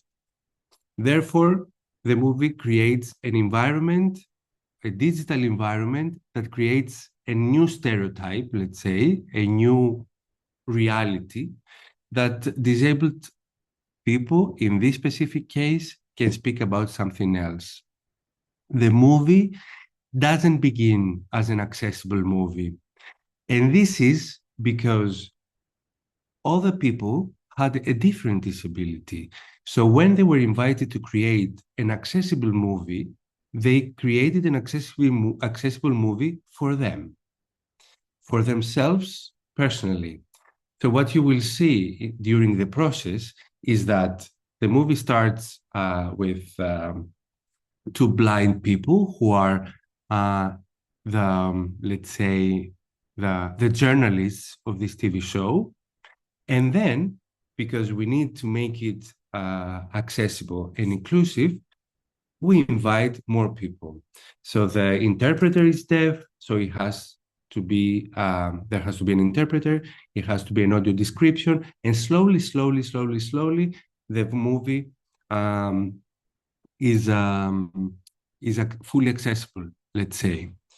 The thing is that from the beginning, and I'm leaving really like the movie at the end, at the really end, there is more than one movies, but I think that we don't have so much time to enjoy them all. They're all masterpieces, for sure, but let's focus on one. The important thing is that we didn't try to make a non-accessible movie and then put like in a corner, as we can see like in our news, there is always an interpreter in a corner that makes everything accessible. So it's a token. Yes, let's see. So the movie became accessible since the beginning. And what is it? Why is it important to make an accessible digital world? Because as Christos said really correctly, countries such as Greece, in this case, has become completely digital, but forgot to make a series of trainings, a series of educational procedures to teach, actually, the people how to have access to the digital world, to the digital realm. I was in a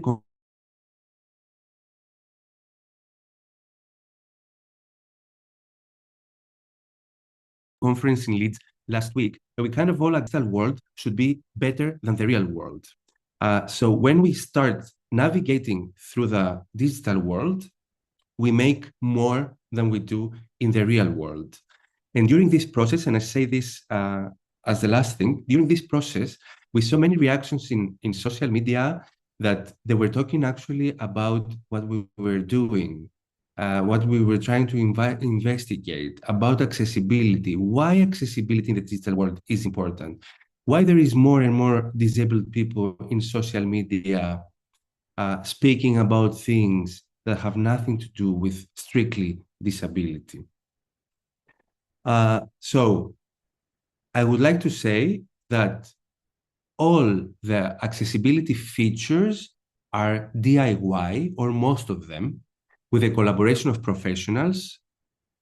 We are trying to actually go with the flow of the procedure to see what we can use, like speech to text, which in the case of Cyprus that we had the workshop, it was very interesting because thankfully the interpreter realized that they cannot be gone because the speech to text is not enough.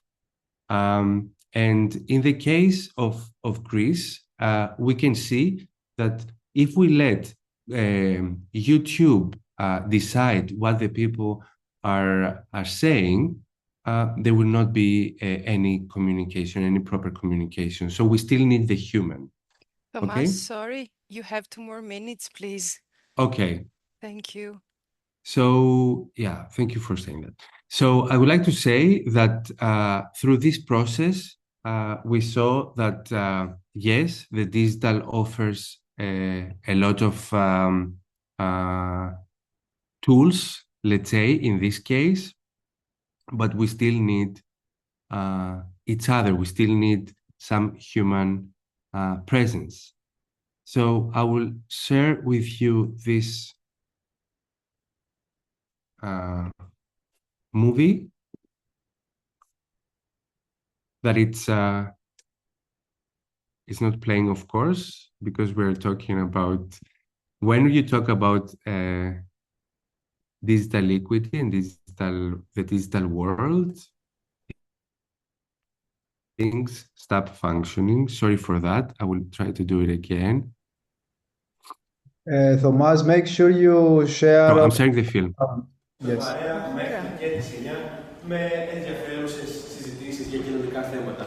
Μαζί μας σήμερα έχουμε την ψυχολόγο Μαρία Καφουγιάννη. Γεια σου Μαρία. Καλησπέρα Γιάννη μου. Και θα συζητήσουμε για ένα θέμα το οποίο καίει την κοινωνία μας στο τελευταίο διάστημα. Είναι ο γάμος των ομόφυλων ζευγαριών. Λοιπόν Μαρία, πρόσφατα έγινε μια δημοσκόπηση.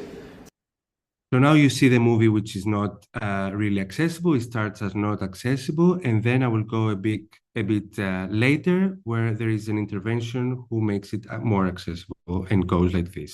Έχουμε στο πλάνο μας 4 καρέκλες. Από αριστερά είναι μια άλλη καρέκλα, ένας νεαρός άντρας με άσπρη μπλούζα και τζιν, πολύ όμορφος.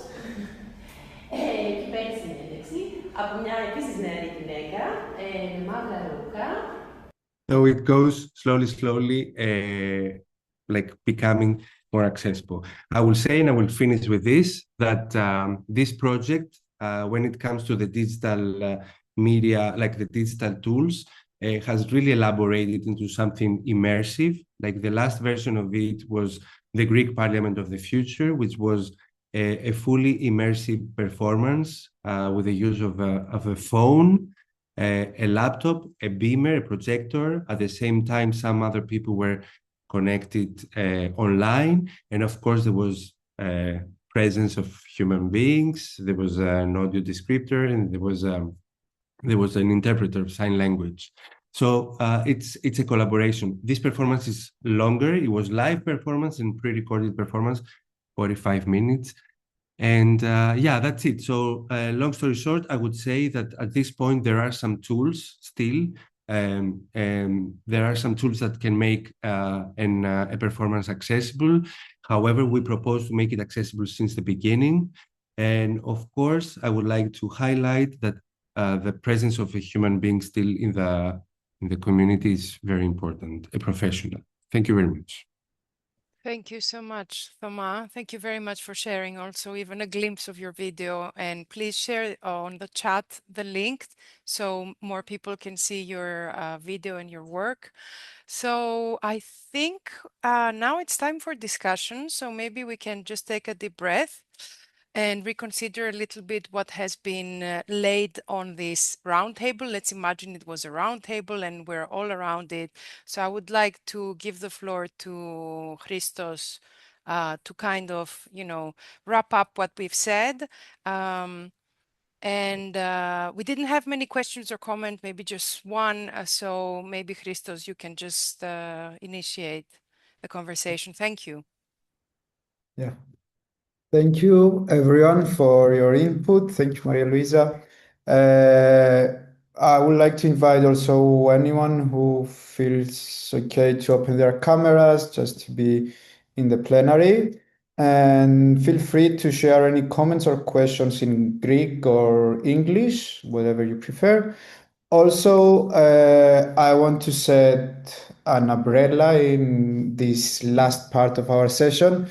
Please, because we all somehow experience the harsh realities in Cyprus and Greece in the cultural sector and even beyond that, try to focus on something that could be transferring and sharing information and making us finding solutions. Let's try to focus on what we have, on what we know and what we need, rather than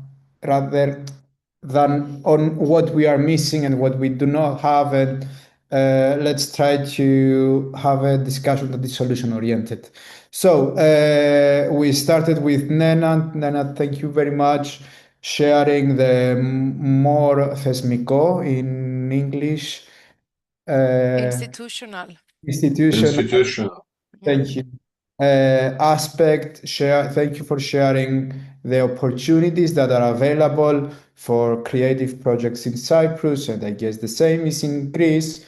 And then Demi, which she left already, but she shared some insights on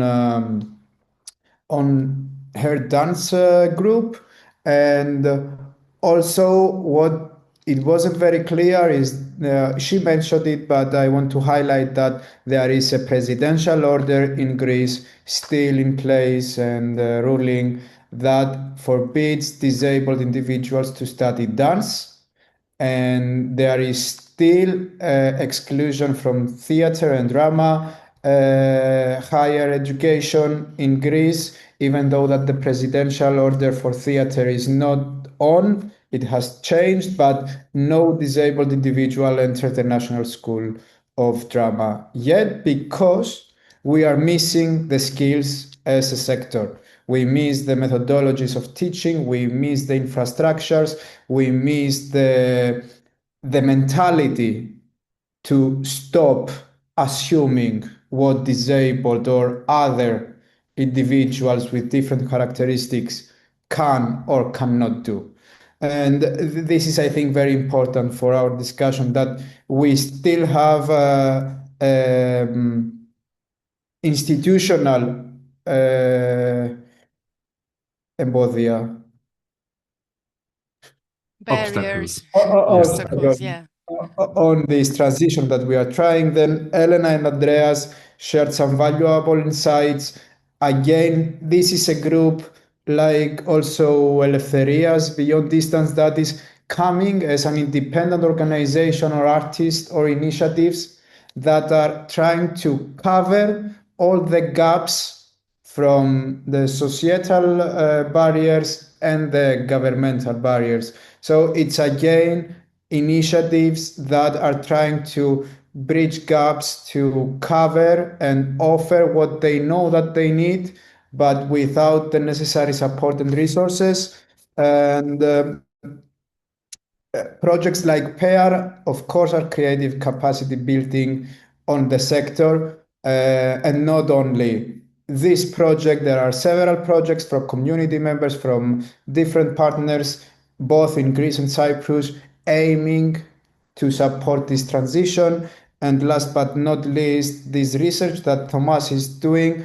I have seen how the group has been focused and trying to accessibilize their content and the care that they are putting in their efforts. And I think this is very significant. And we have to remember that coming together, also like Elena mentioned, coming together, finding solutions and sharing challenges and opportunities, this is the key to unlock all the perspectives of ours.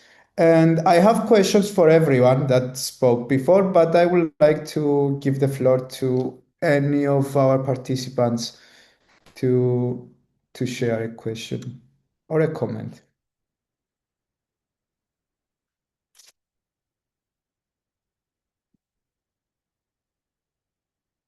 If not, I would like to ask Nena, you mentioned the skills, the soft skills, or for some people, not so soft. It's some skills that you mentioned are not so easy to obtain for everyone. How could you answer to the question of do we all have to obtain these skills, or is it any approach that is suggesting to create the networks or the groups or the dynamics among our communities to share our soft skills? Because what we've seen and what is coming also from the disabled community of artists is that we want to dance, but we end up educating people, writing applications, managing ourselves, claiming our accessibility tools. So the question of mine is this: do we all have to obtain these skills, or do we have to create platforms that we can collaborate? And I think this is how we ended up discussing on the previous session last year on the same event. I don't know, Nena, if you have a comment on this. Yes. Well, my take would be that what we mentioned, what is our experience is that embedding skills into formal education is, of course, very, very important. But still, there are non-formal methods of education that we could develop further, and especially now where technically speaking, comparing to, I don't know, 100 or 200 years ago, the knowledge is free and knowledge is open in principle. And we have media with little money in our phones, various courses, support, social media communication, so we can support each other through informal and non-formal learning methods, first of all, and something also important through so-called technical and vocational education, which in the art was always the case.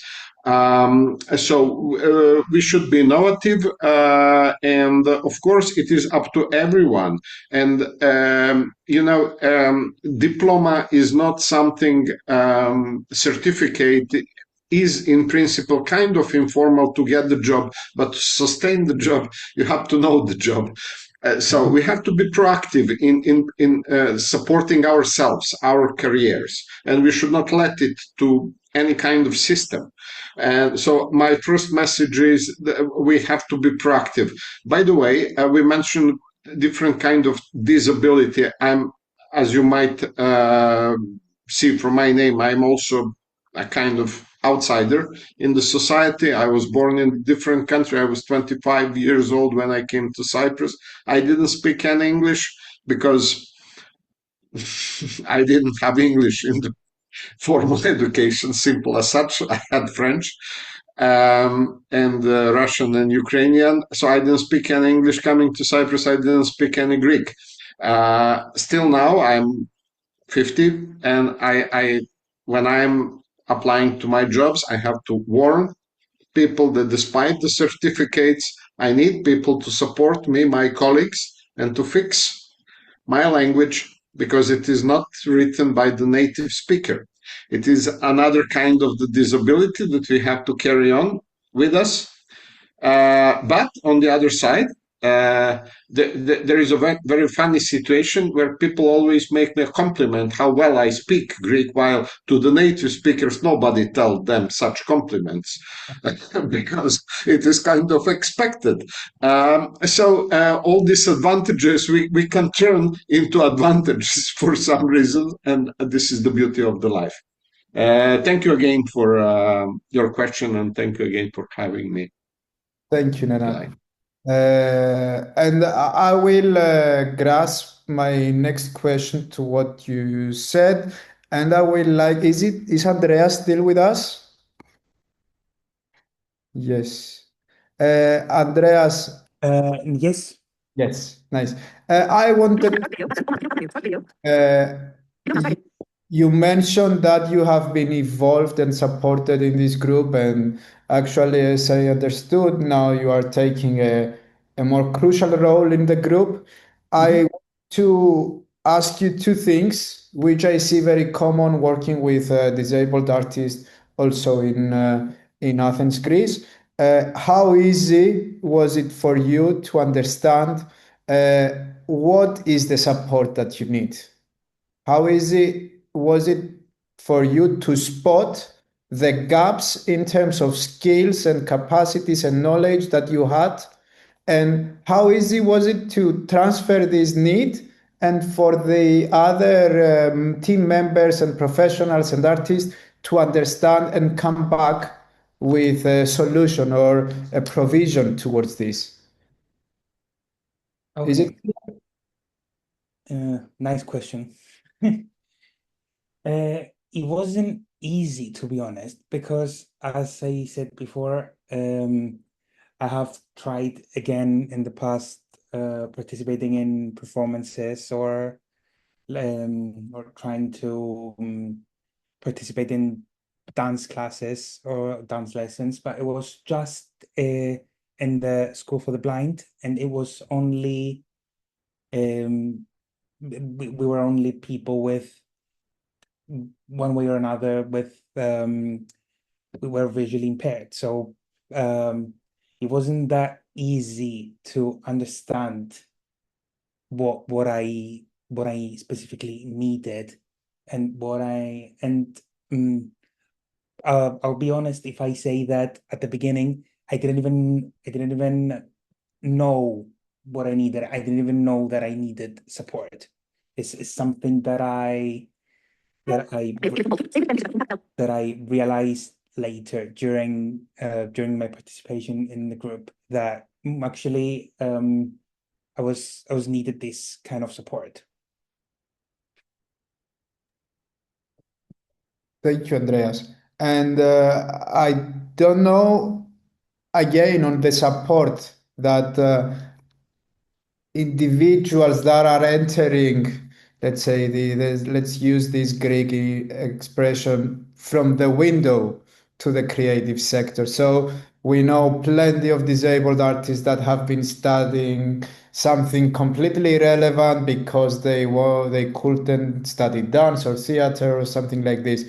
And I would like to ask Eleftheria on the support that artists might need, especially during their first steps in creating their own artworks and start articulating or experimenting with art forms.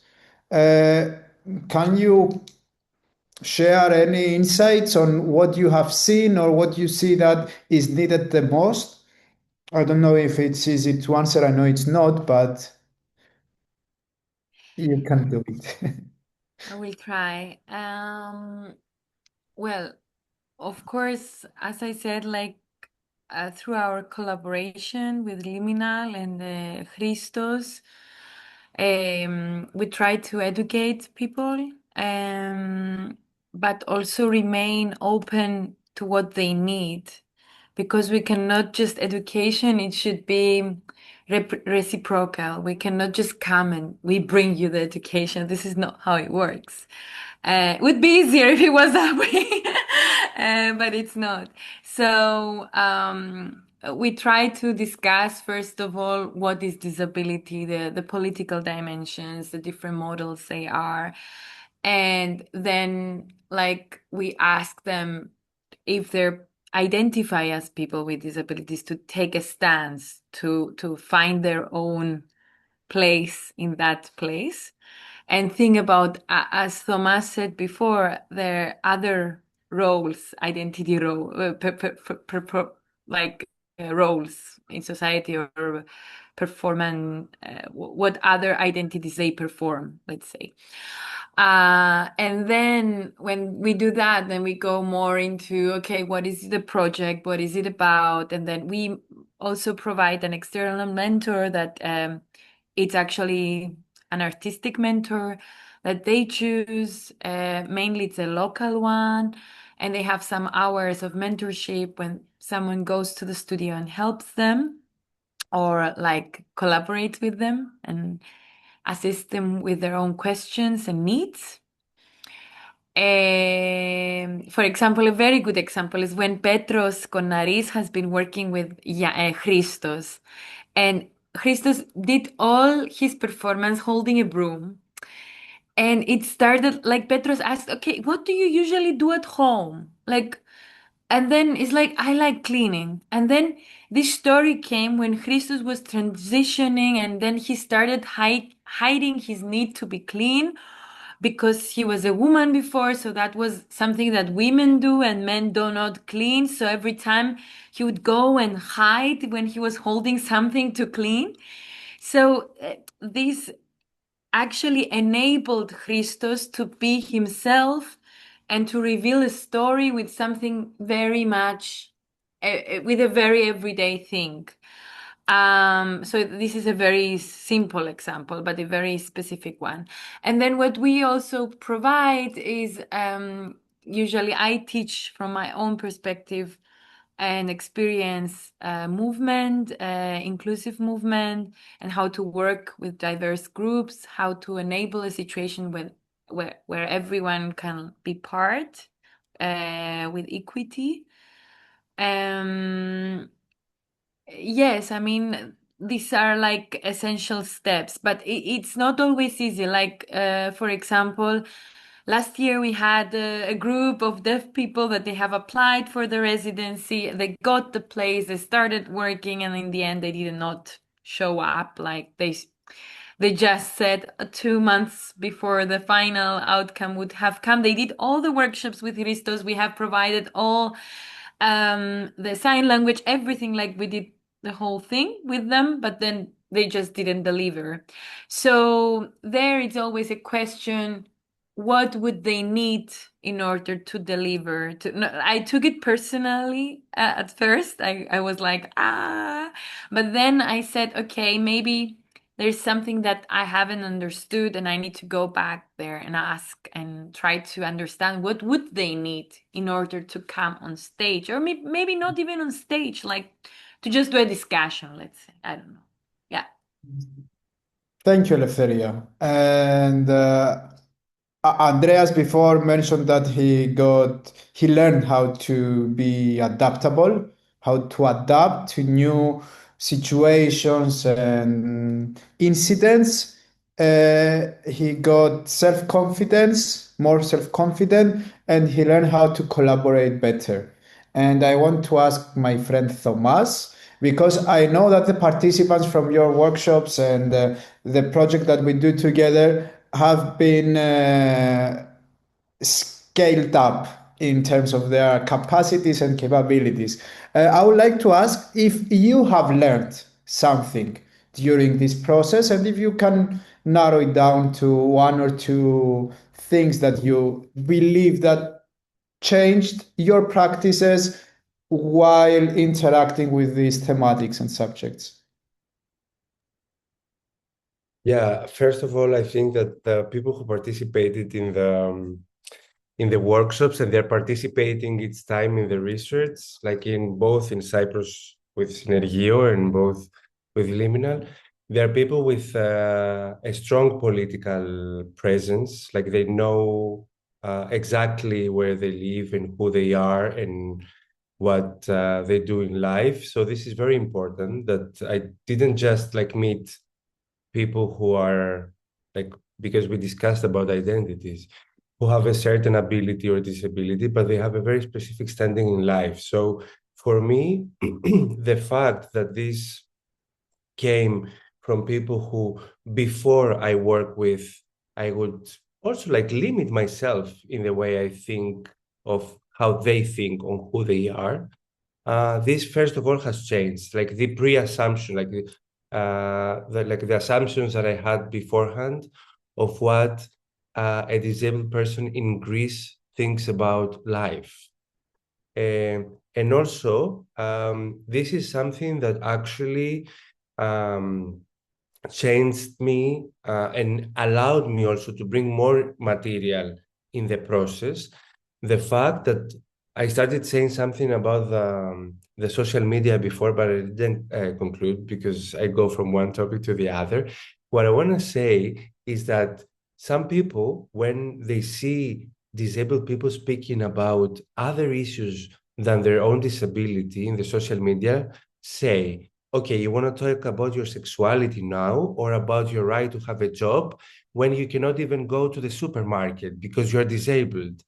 So this one-dimensional approach to disability is something that has changed for me, for sure. And this is something that made me bring more material to make it more difficult, even the process, more theory, more material, more abstract ideas, more difficult performances, more complex ways of collaborating.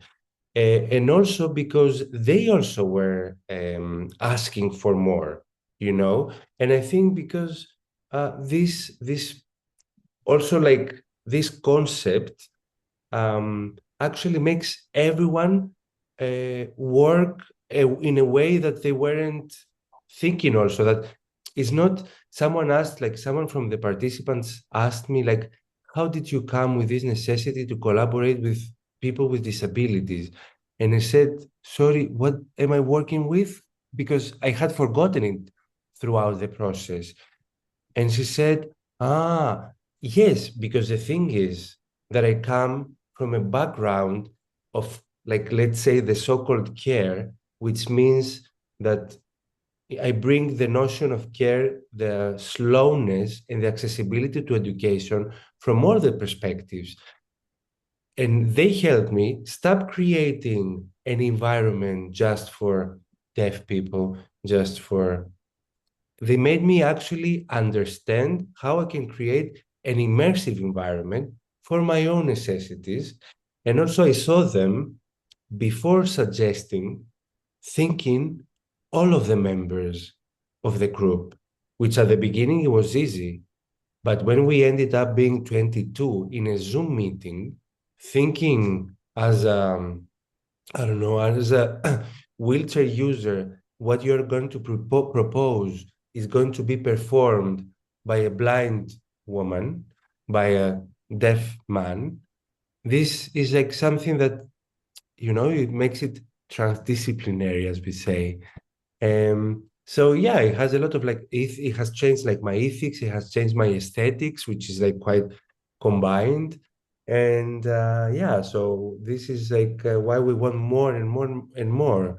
We finish long, like 5 hours of rehearsals and performances, and what comes on the table is like, when are we rehearsing next? When are we going abroad? When are we touring? When are we doing? No. Nice. Yeah, it's, I don't know. Yeah. Thank you so much. And I think we are over time, Maria Luisa. Yes, it's 7:30, and I really didn't see the time pass. I am so thankful and grateful for everything I've heard today, and I think all of you have shared in confidence and in sincerity. And I would like, I think I keep the three skills that Andrea shared with us. For me, that was the most striking, because we're talking about creative skills gap, and creativity is not only about the artistic, the cultural side, also, as Nenad mentioned. So the adaptability, the self-confidence, the collaboration, these are skills that we are working on in the future literacy workshops. And I know that Vicky Karaisco and Andromachos Dimitrokalis are here listening, who we've worked with and with their training and their methods. So I keep this from today's discussion, among the other things. And before we conclude, I would like to inform everyone that as we are recording this session, we are going to publish it on our YouTube channel and on the CulturePolis website, and of course on liminal channels as well. We will send to those of you who have shared emails with us and through the Creative Skills Week main mailing list and evaluation form, because we want to know how to improve or what to change in our events. And also, please share with us spontaneously, even after these events, any ideas for other roundtables on the topic. It's quite important to open the dialogue, and I know how precious your time is, everyone's time, and we're not getting paid to do this. We are doing this to progress professionally and personally. And finally, talking about sharing experiences, I would like to share with all of you that the European Commission is running a survey on good practices, as they name them, from schools like primary school, but in the older years, combined with culture that make citizens engaged, like create the abilities to the children to be engaged and active citizens. So we will share all of this in our feedback and our email to everyone. Thanks again for your time. Thanks, of course, to the Creative Skills Week for hosting us. And I wish you all a nice evening. Thank you so much to the interpreters who've been here all the way. It was really valuable. Thank you, everyone.